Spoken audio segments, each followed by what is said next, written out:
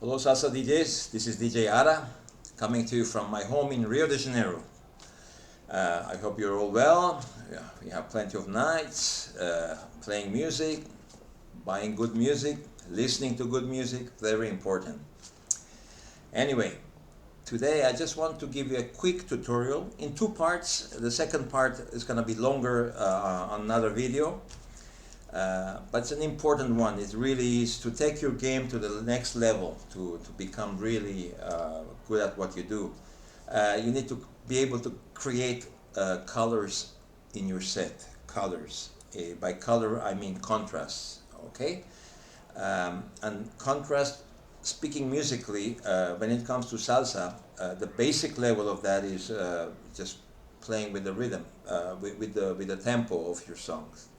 So you would stick to mid-tempo most of the night and then go up and down,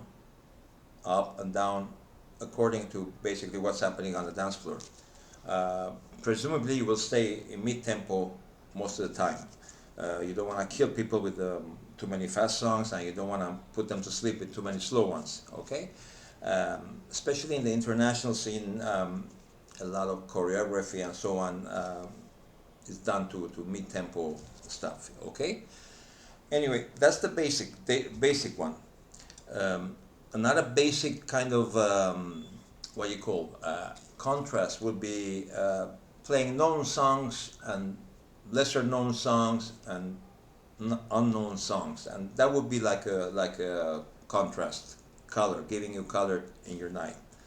But I want to take you guys to the more advanced level, which means you need to start incorporating different rhythms within the genre we call salsa, and that will enrich your set. So I'm talking about, let's say that you divide your set in 1 hour.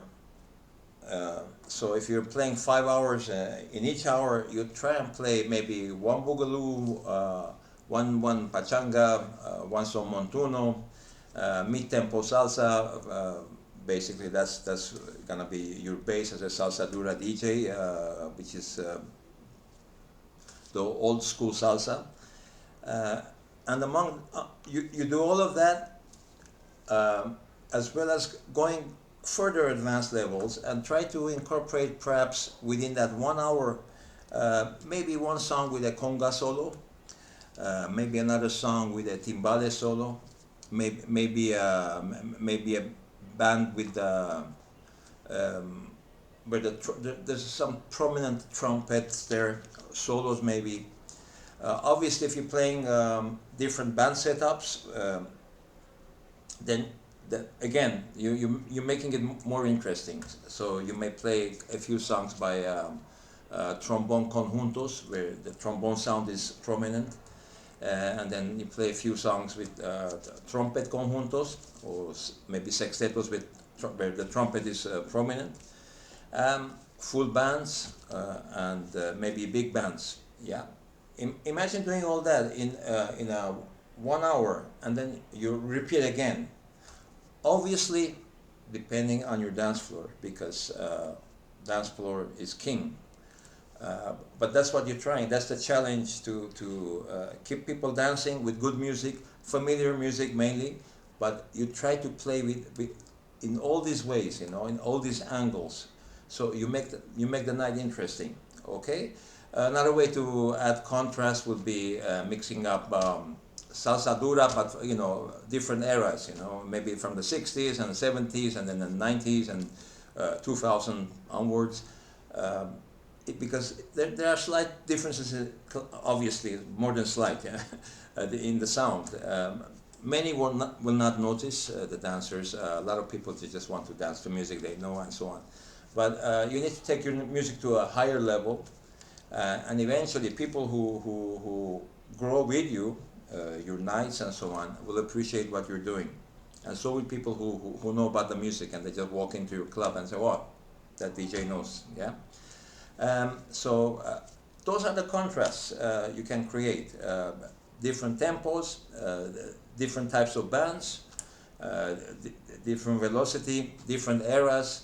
And to demonstrate this to you, I'm gonna do a sample set okay? And the video is gonna appear on the top corner here, okay? And please listen to it, and I will explain slightly more in the next video as well, but it's gonna be mainly music. You listen to that sample, okay? And you will appreciate what I'm talking about. But I'm talking about advanced stuff now, yeah? And it's not so much just technique, but a mindset. When you're playing, you need that mindset to feel like, oh, I just played, you know, so and so, and I need to make a change, you know, according to the dance floor still. Okay, that's all I got for you. I hope I put it well enough for you to appreciate, and I'll see you in the next video. It's over there, and please don't forget, give me a thumbs up if you haven't subscribed. Subscribe to my channel, and make a comment. Okay, all the best until next time.